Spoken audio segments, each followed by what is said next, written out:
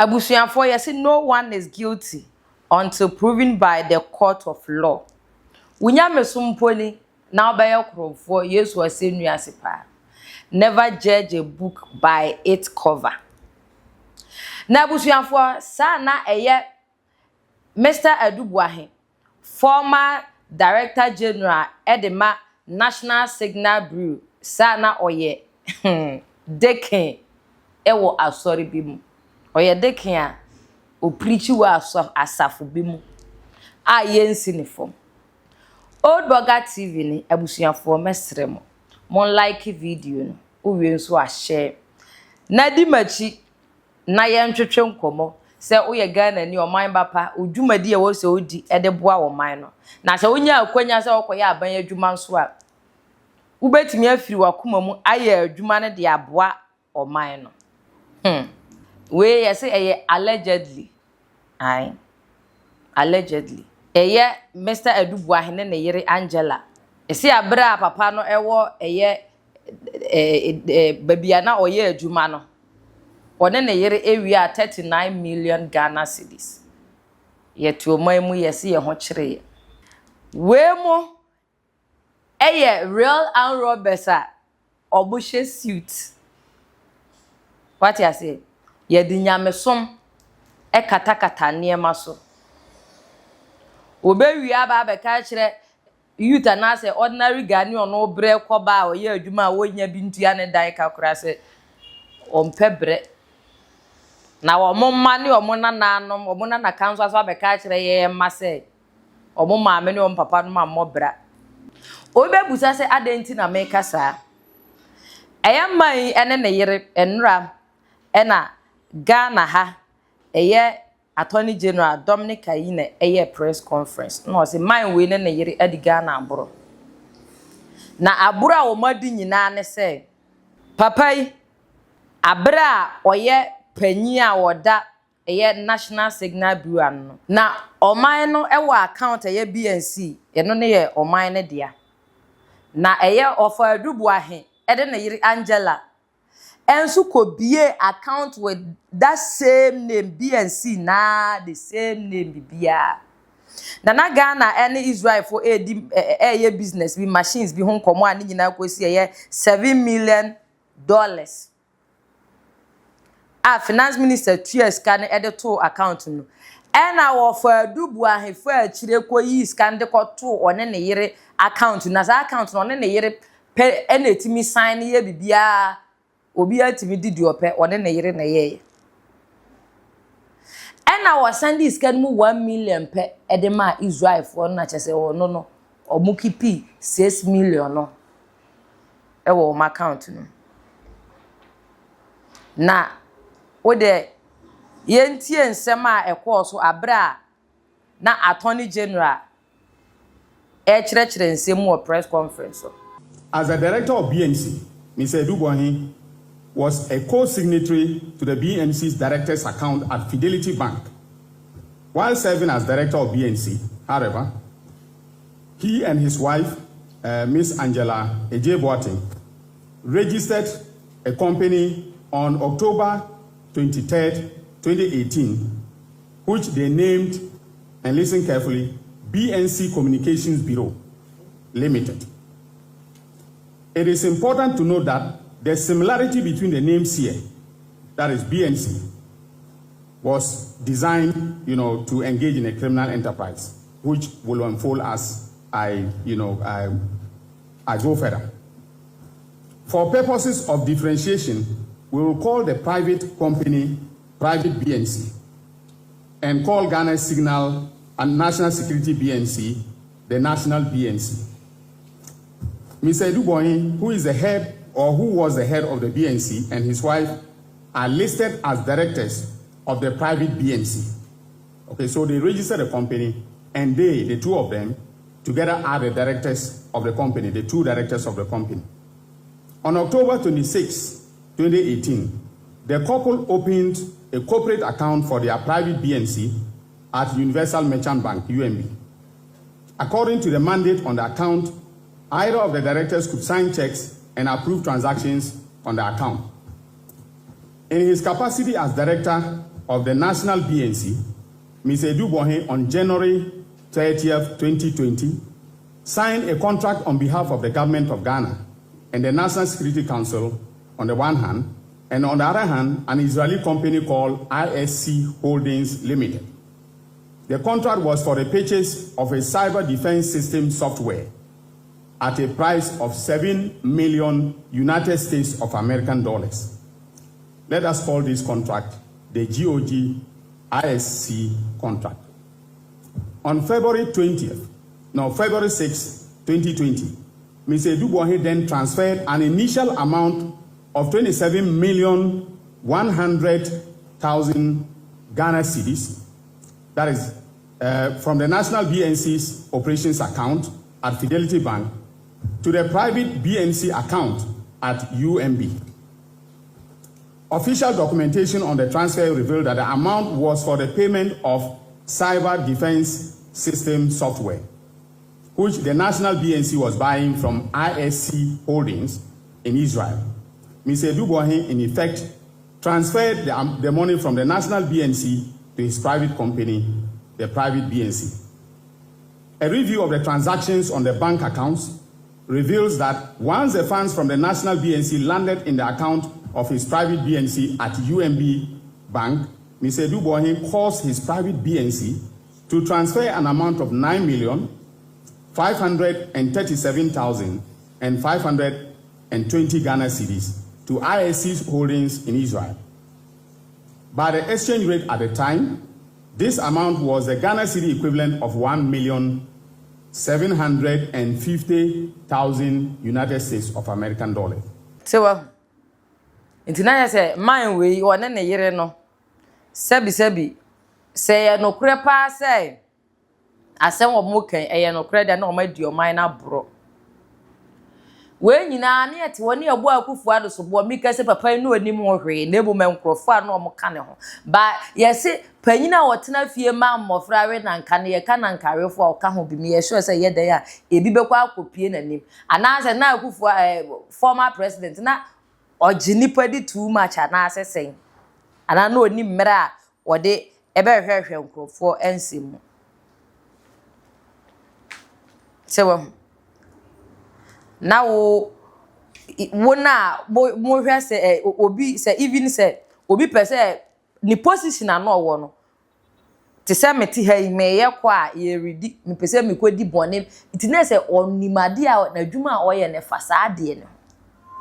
wati me ayi wani ba akofo wo ni estate bebrebe sa unya sika ne wo he onkwan yetua okasen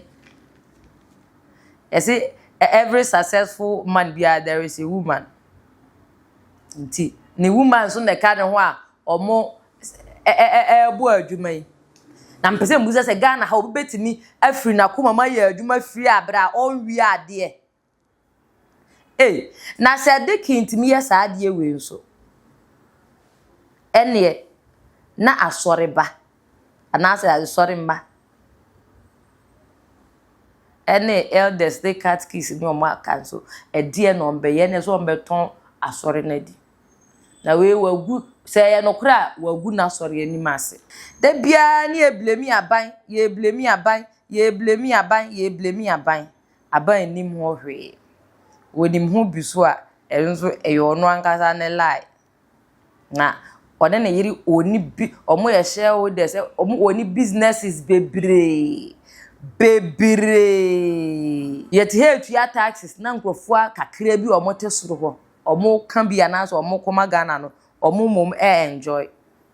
na de ye papa ni video bi a wogina Sunday mu preach for opportunity ho. It's already there, but you see the difference between successful people and people who are not successful is opportunity and how you are able to seize it to your advantage. This is why Solomon mentions in Ecclesiastes, is it 9 verse 11, 12, he says that the race is not to who, it is or food to whoever. In fact, he goes on and on. He's trying to say that people are successful not just because they were meant to be successful, but time and opportunity, or others say chance, happens to them all. Time and opportunity would happen.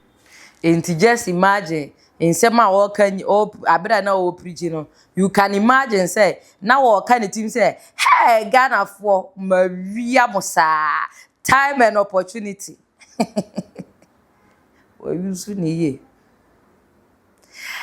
This is why a change of government you know. So anka ban sesan ye amma anka sa niema we nyina ye be de ye ho. Very serious oh. Ghana is really bleeding. Ye bleeding. Na me no me hu ni say ade a papa yi ne yere ya ye me kan bia no aka say ye no crap because allegedly omugusu ye nhwehwemu. E was say ye season ni bibia because e pure wickedness. Na ye twen say afenyo markings e ba be press conference no be defend sa asemu yi so. Na e ade say sa ade we sie senke si wo China me sure say nka bai na omammo e death penalty because more causing total damage to the nation. But Africa, to be precise, Ghana had a judgment may not be served. A very sad arrow. Ye braye, koba. Na a wiabo, obi son, watermelon, obi sunsuo, ensuo ye sen. And so, mammy, if you try to take it, before be trying to take it. Mini MZ 2 cities obi also ayen tobi no mako gina ne kwonto na why ntie ka say onyo oman bapa sa be rainy season mu obesuo nsuo one sachet bag ba kope ye nto na wako gina ko twa ne take it omo nso etwa sa take it omo twa bi fra no omo ton omo de na omo gya aban de ne wo ho sebi mu nyina nya me ntua moka obi abre ne ba hye nachi oni adwuma ye okoye obi adwuma cho ba ya mfa no because wawo ne ba hye nachi peche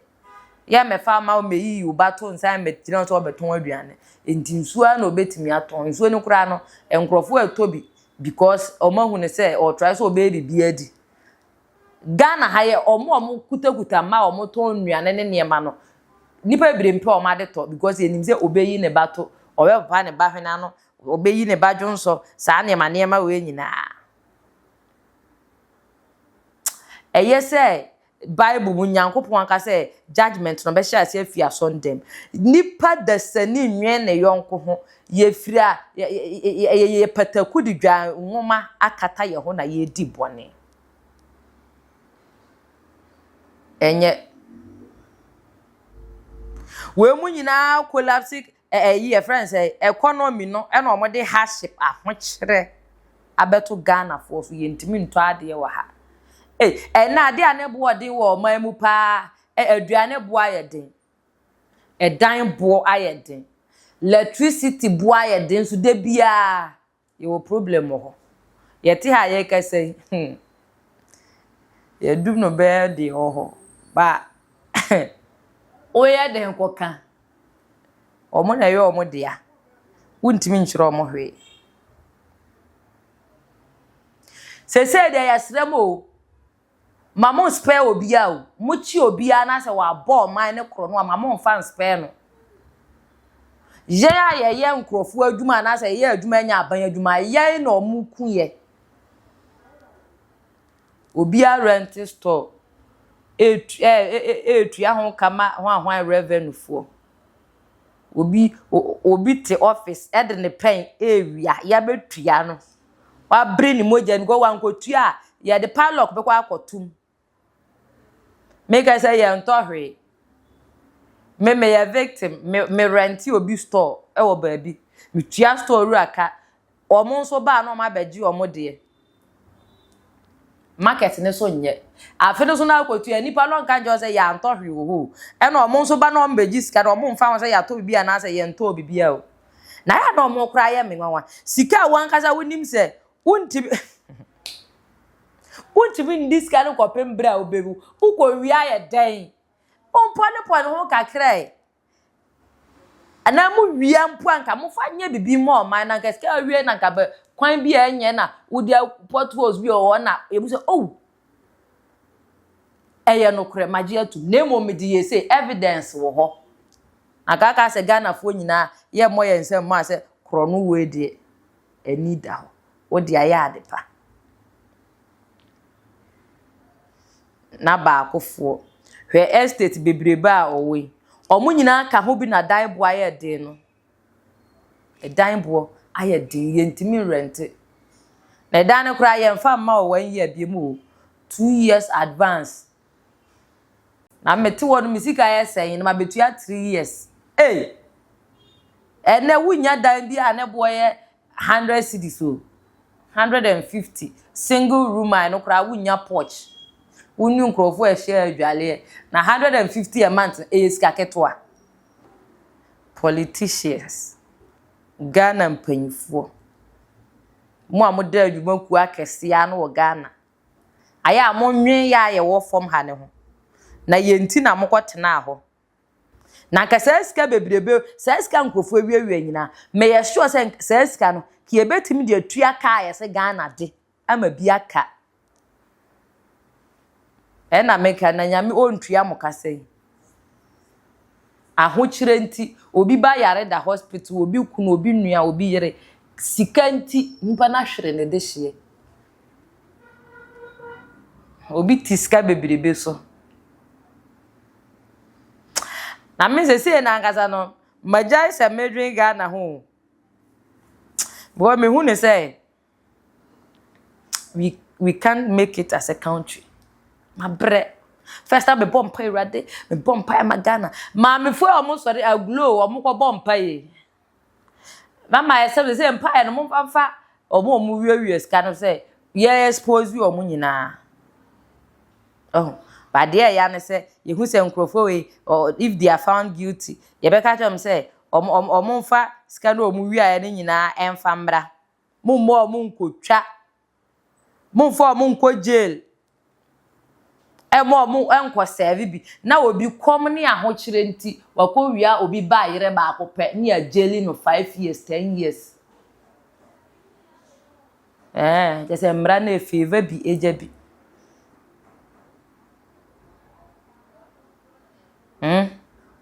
na abra no omo dis adwuma be nim say ye auditors ho tina auditors no omo we he tina say ye mpanyimfo we ye ntimi fa ye ni ntomo so yakoma ye ntimi fa yakoma ni mochi ye di agora ye behwere ye nkwa na abra bia so obe o say obi akoye we yi corruption bia no ma dwan kwa kwatena US no ma dwan akwatena abuchire na ko bibini da bay na bibini adwen besesa black man with black sense oye ni nua de a onfa ho chinchiro ahiafo nsa jiska neseska fo ndi abre bi o mo koso na ahiafo ne de kamia ye se sika aya abre bi a oman no mo so mo de ye bibi no wo mo sika ni fo o mo nsem no sika no mu kwota kra o mo mfa anya sa ade no fa na akodu o mo botom yem fancy na ade mai say no kra e best Ghana mpanyimfo say justice must be served ai monfa bi munye scapegoat na ebi so mfa nya asuade na ye bre enye chese maamefu ati dwom eton ade womo a omo ye bodwa nkakra chese womo na ye bu omo fa so ma akesefo ni mom efili eti obi isu na obi nso sere obi bleedi na obi nso efili